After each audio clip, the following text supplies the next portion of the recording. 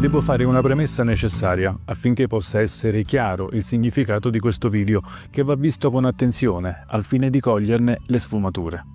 Quando decidiamo di visitare un paese musulmano o pensiamo ad un trasferimento definitivo, è bene tenere presente un fatto imprescindibile. Siamo in un paese che non è il nostro, con la propria mentalità, culture e ideologie. Possono piacerci o meno, chiaramente, ma teniamo il nostro disappunto discreto, perché in Tunisia, come in altri paesi islamici, non sono gradite le manifestazioni pubbliche di dissenso alle leggi e alla cultura, e per pubbliche intendo anche nei social media, che sono piuttosto controllati, forse più di quanto immaginiamo. Siamo quindi obbligati ad accettarle, rispettarle e conviverci, perché nessuno ci obbliga a vivere qui. Vi mando ad un paio di video che trovate nella descrizione qui in basso, in cui parlo delle leggi in Tunisia. Guardateli, perché possono aprirvi la mente su tante problematiche che sentite spesso tra connazionali, problematiche per le quali si formulano congetture del tutto sbagliate. Ma parliamo in questo video di una comunità di persone, le LGBTQ, perché purtroppo non ci sono significative novità sulle leggi. E ci sono cose importanti che dovreste sapere per vivere un viaggio o il vostro trasferimento in sicurezza e serenità. Guardate questo video, è fondamentale per voi.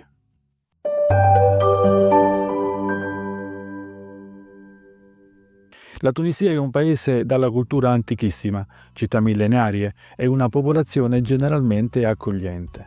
Tuttavia, come in molti paesi del Nord Africa, il contesto sociale e legale per le persone LGBTQ presenta problematiche significative che è essenziale conoscere prima di partire.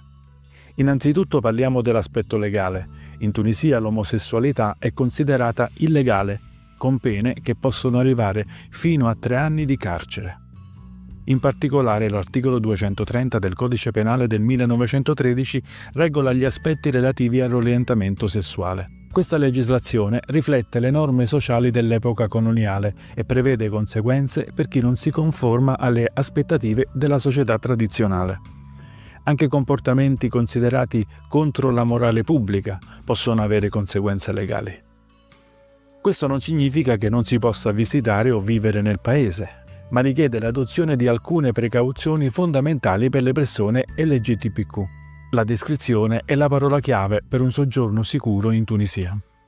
È importante evitare manifestazioni pubbliche di affetto, questo anche indipendentemente dall'orientamento sessuale, e prestare attenzione a come ci si presenta in pubblico. Sui social media è consigliabile essere particolarmente cauti, evitando di pubblicare contenuti che potrebbero attirare attenzioni indesiderate.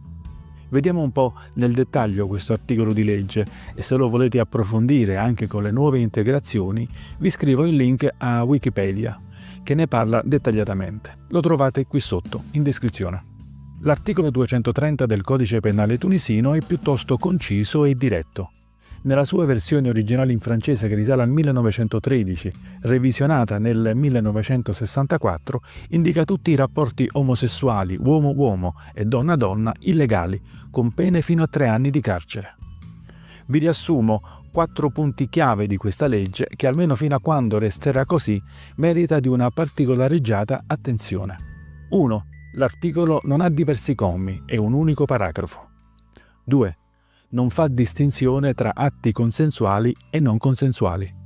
3. Non specifica il genere delle persone coinvolte. 4. La pena è fissa, 3 anni, e non prevede range o circostanze attenuanti. La legge viene applicata sia agli uomini che alle donne, anche se storicamente è stata utilizzata più frequentemente contro gli uomini. La vaghezza del testo ha permesso un'interpretazione ampia da parte delle autorità. A riguardo c'è un video che dovete assolutamente vedere sulle leggi in Tunisia. Se non lo avete fatto, lo trovate qui su e in descrizione nella parte bassa. Per quanto riguarda l'applicazione pratica, le autorità locali spesso utilizzano questa legge in combinazione con l'articolo 226, che punisce l'oltraggio al pudore pubblico, e il bis dello stesso articolo, che punisce le offese alla morale pubblica. Questi articoli vengono spesso utilizzati insieme per aumentare le possibili sanzioni o quando è difficile provare una violazione diretta dell'articolo 230.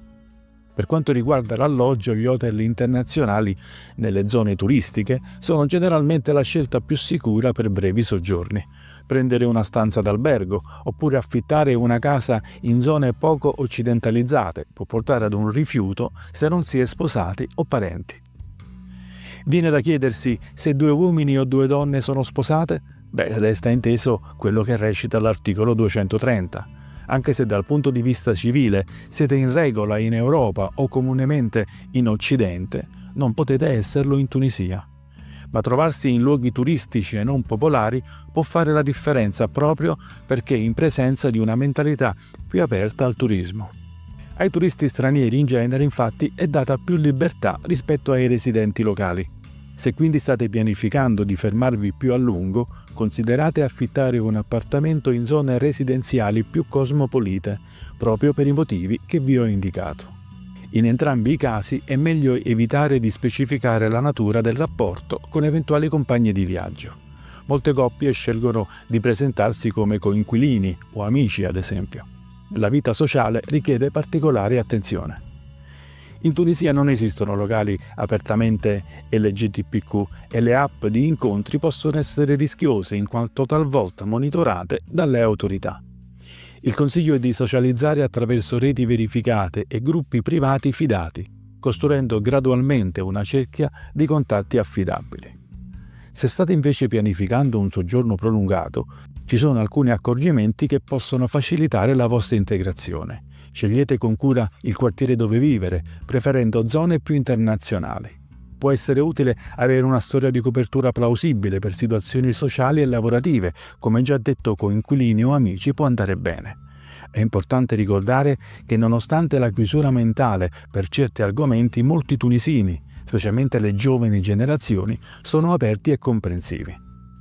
Per la vostra sicurezza ci sono alcune situazioni da evitare, luoghi appartati o poco frequentati, specialmente di notte, e discussioni pubbliche sul tema omosessualità.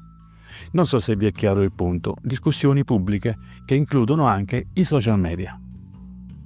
Uno dei motivi per i quali nessuno parla di questi argomenti è la paura di essere presi di mira dalle autorità per i motivi che già vi ho indicato sopra. Ma ritengo che parlarne a titolo informativo, per evitare che qualcuno si possa trovare in difficoltà perché disinformato, non penso possa che essere visto di buon grado. Non riconoscersi in certi ideali obbliga in ogni caso al rispetto delle altrui tradizioni culturali e sociali e all'obbligo di rispettare la legge. Una delle cose assolutamente da evitare sono i confronti con la polizia, perché qualsiasi sia la ragione, l'omosessualità è reato e quindi in ogni caso sareste in torto. È anche consigliabile essere molto cauti nella condivisione di informazioni personali con persone appena conosciute. Tenete sempre a portata di mano i numeri di emergenza, specialmente i contatti della vostra ambasciata, per chiedere consigli o indicazioni su come comportarsi al meglio per una inclusione rispettosa. Avere un piano di emergenza e una rete di persone fidate che possono aiutarvi è fondamentale. Con le giuste precauzioni e un approccio rispettoso è possibile godersi sia il viaggio che il trasferimento. La chiave è trovare un equilibrio tra la prudenza necessaria e l'apertura alle esperienze che questo paese può offrire. Ricordate che ogni situazione è unica e ciò che funziona per alcuni potrebbe non funzionare per altri. Con la giusta preparazione e consapevolezza, la vostra esperienza in Tunisia può essere sicura e appagante.